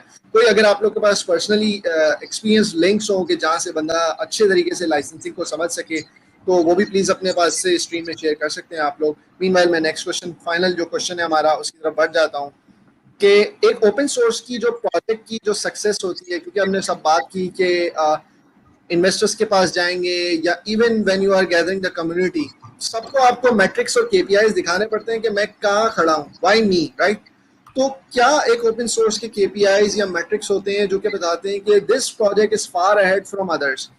जैसे मोबाइल ऐप्स के अंदर डाउनलोड्स होते हैं, यूसेज होती हैं, डेली एक्टिव यूजर्स होते हैं, इस तरह के हम मैट्रिक्स की बात करते हैं। तो ओपन सोर्स प्रोजेक्ट्स के किस तरह के डायनामिक्स होते हैं that can show the race track out of it? मैं शुरू कर सकता हूँ ये वाला आंसर। तो जो ना दो अहम हमारे प्रोजेक्ट में दो अहम मैट्रिक्स हैं, एक पब्लिक मैट्रिक है और एक इंटरनल प्राइवेट मैट्रिक है। Public metric the basic one is stars. तो जब आप जाते हैं गिटहब में, आप कोई डेवलपर है, प्रोग्रामर है, तो जो भी आपको प्रोजेक्ट पसंद होता है आप उसको स्टार कर सकते हैं। जैसे फेसबुक में लाइक करते हैं, गिटहब में स्टार करते हैं। तो जो प्रोजेक्ट्स जिनके पास ज़्यादा स्टार्स हैं उनके पास टिपिकली ज़्यादा यूजर्स होते हैं, ज़्यादा लोग ने जो है उनको उसको प्रोजेक्ट को देखा है, वैलिडेट किया है, तो आप उसको ज़्यादा ट्रस्ट कर सकते हैं। So that's the biggest one. And लेकिन उसके बाद जो है ना, after some time it becomes more और less not so valuable. I mean, if your project has more than 1,000 stars, if it has thousands, then you can trust that this is a real project. ये सही का project है। उसके बाद जरूरी नहीं है कि you don't need to focus on stars. So for us, our organization, now we focus on weekly active users. Weekly active users, हर हफ्ते कितने unique लोग ये वाली library को use कर रहे हैं, और आप अपना Python library या software design कर सकते हैं कि आप उसको track कर सकें। And so that is the main metric that we look at internally and we present to investors.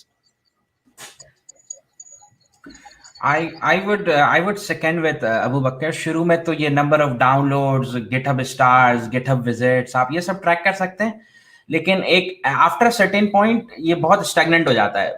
एक तो ये it's not a good metric then, क्योंकि एक बार मशीन लर्निंग स्पेस में 1000-1500 स्टार्स हो जाते हैं ना, उसके बाद बहुत स्लो ग्रो करता है, राइट? तो मेरे हिसाब से ये कोई बहुत ज्यादा इंपॉर्टेंट मैट्रिक नहीं है लॉन्ग रन के अंदर। और नंबर ऑफ डाउनलोड्स के अंदर भी एक प्रॉब्लम ये है कि वो CI/CD के डाउनलोड्स भी काउंट होते हैं, तो वैसे ही बड़ा ओवर स्टेटेड होते हैं डाउनलोड्स, राइट? peppy.tech के, तो वो भी अच्छा मैट्रिक नहीं है। और इसका कुछ कंपनीज जो एज अ प्रॉक्सी यूज कर रही है ना, वो यूज कर रही है number of viewers on documentation page. ये कुछ कंपनीज इंटरनली ये मैट्रिक यूज करती हैं। पाईकैरेट में हम लोग जो है, हमारा शुरू में तो हम स्टार्स और डाउनलोड से बहुत खुश होते थे, अभी भी होते हैं, मतलब I do not miss any opportunity to brag about it. लेकिन एक्चुअली में जो मैं ट्रैक कर रहा हूँ, जिससे मैं समझ रहा हूँ कि वैल्यू ऐड होती है, वो है number of engagement, community engagement कैसे जनरेट हो रही है, और वो बहुत कॉम्प्लेक्स प्रॉब्लम है। पाईकैरेट कंपनी नहीं है, कोई इन्वेस्टर्स नहीं है, लेकिन for our internal kind of evaluation we track that कि हमारा सोशल मीडिया पे, हमारा गिटहब कम्युनिटी पे, हमारा स्लैक चैनल पे, उस सब का मिला जुला के एक कॉम्प्लेक्स सा फॉर्मूला बना के हम एक मैट्रिक को ट्रैक करते हैं। लेकिन वो हम किसी इन्वेस्टर के लिए नहीं करते, जस्ट फॉर द पर्पस कि हम अपने आप को इवैल्यूएट कर सकें। आई थिंक मेजरमेंट बहुत ज्यादा जरूरी है। एंड मुझे आपने फॉर्मूला बनाया है या कोई आपने 5-6 एल्गोरिथम्स की बूस्टिंग लगाई है? नहीं यार, बड़ा सिंपल सा फॉर्मूला है। जो सबसे मुश्किल काम है इस पूरे प्रोसेस में वो है लिंक्डइन से डाटा निकालना। भाई हर दरवाजे बंद किए हैं माइक्रोसॉफ्ट ने, कोई साला क्रॉल ही नहीं कर सकते लिंक्डइन को। बस तो like I completely agree with it. मैं छोटा सा बस ऐड करूंगा इसमें, स्टार्स वगैरह मैं एग्री करता हूं आप लोगों के साथ। एक वैनिटी मैट्रिक जिसको कहते हैं अंग्रेजी में, जो अपने खुद ही खुश होते रहते देख के कि हां लाइक जिस तरह लाइक होते हैं फेसबुक पोस्ट के, इंस्टाग्राम पे। और आई डोंट नो कि आप दोनों के प्रोजेक्ट्स में टेलीमेट्री मौजूद है कि नहीं। हमने तो लाइक ZML में टेलीमेट्री डाली हुई है, मतलब कि जब कोई यूज एक्चुअली करता है तो एक सेंट्रलाइज्ड एनोनिमाइज्ड डेटाबेस जो ऑप्ट आउट है, by the you can opt out of this, लेकिन ऑब्वियसली लाइक जो कम्युनिटी को केयर करते हैं वो ऑप्ट इन करते हैं, तो वो हम एटलीस्ट ट्रैक कर सकते हैं कि यूनिक यूजर्स के, और वो ह्यूमंस होते हैं, उसमें CI/CD नहीं होते, रोबोट्स नहीं होते, जैसे PyPy.tech के जिस तरह फिगर्स होते हैं। तो वो मेरा ख्याल है एक जरूरी, और मंथ उसमें आप मिक्स पैनल या सेगमेंट के जरिए, मिक्स पैनल या कोई और टूल को इस्तेमाल करके आप देख सकते हो कि मंथली एक्टिव यूजर्स कितने हैं, वीकली एक्टिव कितने हैं, आपका चर्न कितना है, ये सारी नॉर्मल फिर आपके सास के मैट्रिक्स आ जाते हैं। एक मैं बस चीज कहूंगा, बेसिमर लाइक जिस तरह आपने A16Z की बात की थी वो वक्त, इस तरह बेसिमर वेंचर्स ने एक बड़ा जबरदस्त आर्टिकल लिखा हुआ है जो मैं शेयर करता हूँ, जिसने लिखा, उसका नाम है measuring the engagement of an open source community, और उसमें उन्होंने बड़े डिटेल के साथ दिखाया हुआ है कि जो सबसे वीकेस्ट सिग्नल है कम्युनिटी एंगेजमेंट का वो है स्टार्स, और जो सबसे हाईएस्ट कम्युनिटी एंगेजमेंट का सिग्नल है वो है कंट्रीब्यूटर्स। और कंट्रीब्यूटर्स वो इस तरह डिफाइन करते हैं कि यार जिसने PR किया वो तो कंट्रीब्यूटर होते ही है, गिटहब भी गिनता है उनको, लेकिन जिसने इशू भी रेज किया या इशू पे कमेंट भी किया है वो भी कंट्रीब्यूटर है, क्योंकि उसने ही और she has at least gotten over that barrier कि यार कुछ टाइम स्पेंड करके इतनी पेन फील हुई है कि उन्होंने सिर्फ लाइक नहीं किया, उन्होंने एक्चुअली कंट्रीब्यूट भी किया। तो हम तो इंटरनली ये भी गिनते हैं कि हमारे कंट्रीब्यूटर्स मंथली रिकरिंग कितने हैं, और वो बेशक एक हो या दो हो एक्सटर्नल, वहां से ग्रो करता है। और आई एम श्योर कि पाई कैरेट वगैरह या रेडियो जो कि बहुत सक्सेसफुल है अभी, आप लोग भी ये एटलीस्ट लाइक मुझे आपके फॉर्मूला का ऐसा तो ये शायद हो।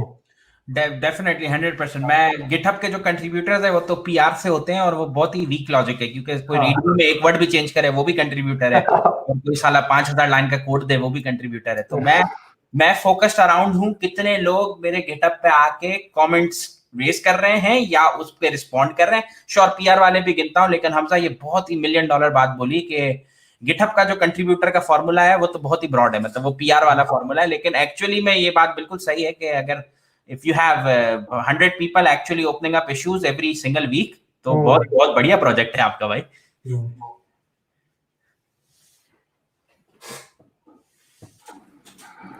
That's great. Thank you for the wonderful insight.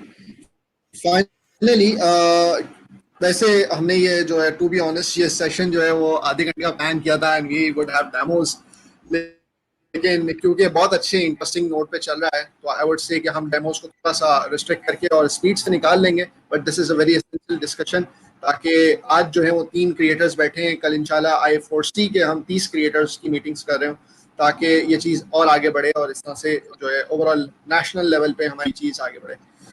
Final एक क्वेश्चन है मेरा, वो ये है कि अगर कोई ओपन सोर्स प्रोजेक्ट स्टार्ट करना चाहता है, समझे एक बंदा के पास आया, ही is a very like beginner person, और वो आपके पास आके पूछता है मैं ओपन सोर्स प्रोजेक्ट स्टार्ट करना चाहता हूँ, तो आपको बस कहा जाए कि इसको एक फाइनल एडवाइस देनी है, यू हैव दिस।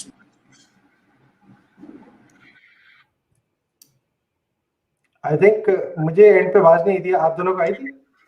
नहीं, फाइनल एडवाइस देनी है एक नए बंदे को जो ओपन सोर्स आप ये आपने एंड पे देनी है, ठीक है? हम दोनों पहले जाते हैं, फिर आपने एंड पे देनी है, क्योंकि मेरा ख्याल है आप सही मोटिवेट करोगे। अब अगर आप शुरू करना चाहेंगे? श्योर, सही है। मैं सिर्फ ये कहूंगा कि आप बहुत इम्पोर्टेंट, कोई the code is not the important thing. The important thing ये है, अहम बात यह है कि आप अच्छा प्रॉब्लम को सॉल्व करें, इम्पोर्टेंट प्रॉब्लम को सॉल्व करें। अच्छा, तो इसलिए कि अगर इम्पोर्टेंट प्रॉब्लम सॉल्व करेंगे, फिर आपके पास यूजर्स होंगे, कंट्रीब्यूटर्स होंगे, फिर आप जो है ना आपके पास मोनेटाइजेशन स्ट्रेटजी भी होगी कि आप जो है ना प्रोजेक्ट को बरकरार रख सकते हैं। तो you need to solve, the first important thing is that you need to find an important problem, and one good strategy for that is कि आप जो ना कुछ सोचें कि आपका नीड क्या है, क्या चीज़ आप रिपीटेडली करते हैं या क्या चीज़ आपको करते हैं जिसमें बहुत एफर्ट लगता है या टाइम लगता है, और उस चीज़ को सॉल्व करें। और फिर दूसरे यूजर्स ढूंढें जो आपकी तरह हैं, and that will be your initial audience. And when you start giving your product to them, make sure you're talking to them. Have a Slack channel, like I think Moiz mentioned, या कोई communication strategy होना चाहिए, GitHub discussion forums, कि आप देख सकें कैसे लोग use कर रहे हैं और आपको feedback मिल रही है। Make sure it's not a one-way thing, but you have some channel to get feedback, कि आप अपना product को improve कर सकें, and you can always be sure कि आप असल में कोई अहम problem solve कर रहे हैं।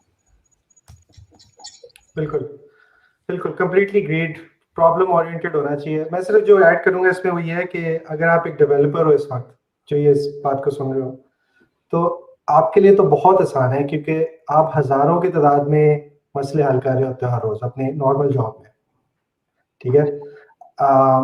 और अगर आप अगर आप सिर्फ 2 मिनट रुको दिन में और सोचो कि अगर मुझे ये मसला है तो कितने और को होगा, और अगर कौन सा हिस्सा है मेरा कोड का जिसको मैं ओपन कर सकता हूँ या कर सकती हूँ जिससे उसका फायदा हो जाए, तो आपने सिर्फ ये थिंकिंग पहले इंसर्ट करनी है अपने दिमाग में। ये पहला स्टेप है, जस्ट टू स्टार्ट थिंकिंग, जिस तरह मोइस कह रहा है, to start thinking in the way of contributing back और get in the habit of it. छोटे छोटे प्रोजेक्ट्स भी आप ओपन सोर्स कर सकते हो, जरूरी नहीं है कि कोई तोप खड़ी कर दो आप शुरू में। Like for example budget ML का मैं एग्जांपल देता हूँ। बजट एमएल एक ऐसा प्रोजेक्ट था जो मैं और मेरा भाई को कोई भी लाइब्रेरी नहीं मिली मशीन लर्निंग में जो एक क्लास लिख के डिप्लॉय करते मॉडल को, जो कि बहुत आसान काम है। अगर किसी इंजीनियर से बात करो वो शायद हर रोज ये कर रहा हो, और मेरा ख्याल है कोई लाखों में ऐसे लोग हो गए जो ये कर रहे होते हैं, लेकिन कोई ऐसी सिंपल एपीआई नहीं थी। तो हमने बस मैंने सिर्फ एक छोटा सा रैपर लिखा उसमें, और it went on hacker news के टॉप पे, और it went on GitHub trending वगैरह। तो इट शोड मी कि अगर if I have this pain तो I am not just the only one, right? I mean और भी लोग होंगे, और मुझे सिर्फ थोड़ी सी मेहनत और करनी थी और अच्छी सी एक रीडमी बनानी थी और एक अच्छा एक्सपीरियंस देना था यूजर को कि वो इस्तेमाल करें। तो it doesn't have to be commercial, it just has to be problem solution fit, or you just need to start inserting that giving back mentality into your daily workflow. जी Moiz. Great answers. I think मैं दोनों से agree करता हूँ। I think दोनों answers का focus था problem solving, और सॉल्व अ रियल प्रॉब्लम तो खुद ही प्रोडक्ट आगे बढ़ेगा, राइट? आपको वो इफेक्ट मिलेगा if you are solving a real problem. The only thing I will add is, मैं अक्सर सोचता हूँ कि क्या हमने डिफरेंट किया होगा, and I think my one word answer would be कि अगर आप में पैशन है तो बाकी सारी चीजें ना एक लेवल पे आके इररिलेवेंट हो जाती हैं। आपकी कोडिंग स्किल्स, आपकी बिजनेस स्किल्स, आपकी ये स्किल्स। सो सबसे जो, if you would ask me to give one word, I would say that is not coding, that is passion. और अगर आप ऑलरेडी कोडिंग बैकग्राउंड से आ रहे हो, तो जैसे कि हमजा ने कहा, you are already solving 1000 problem a day, तो वो ऑब्वियसली उसका बेनिफिट आपको मिलेगा। लेकिन ऐसा भी हो सकता है आप दुनिया के बेहतरीन कोडर हो, गूगल ब्रेन्स में काम कर रहे हो, लेकिन you are not passionate, you will not make a difference. तो पैशन से इंपॉर्टेंट कुछ नहीं है, आई थिंक सो। बिल्कुल, yeah, and if अगर आप, there is nothing more satisfying than seeing your own product. आपने शुरू से आपने develop किया from idea stage and then to seeing thousands of people using it. तो अगर अच्छा problem choose करें और बहुत सारे लोग use करें, that's very satisfying, very very satisfying. Absolutely. जबरदस्त। Thank you so much Abu Bakar, Hamza, आप लोगों ने इतना अच्छा पैनल डिस्कस किया, एंड रियली मेरे लिए ये बहुत सेटिस्फाइंग है, because when I was thinking this topic right एक हफ्ते पहले, एंड टुडे जब हम ये चीज़ कर चुके हैं, तो I know how great impact this would make. इंशाल्लाह I would see a lot of more creators, and उसका क्रेडिट आप तीनों को जाएगा कि आप लोगों ने गाइड किया है। You have broken the barrier to entry for people who think के ओपन सोर्स क्या होता है। आज उनको सब क्लैरिटी भी आ गई होगी, इवन मतलब आपने तो इन्वेस्टमेंट तक पहुंचा दिया, तो थैंक यू सो मच।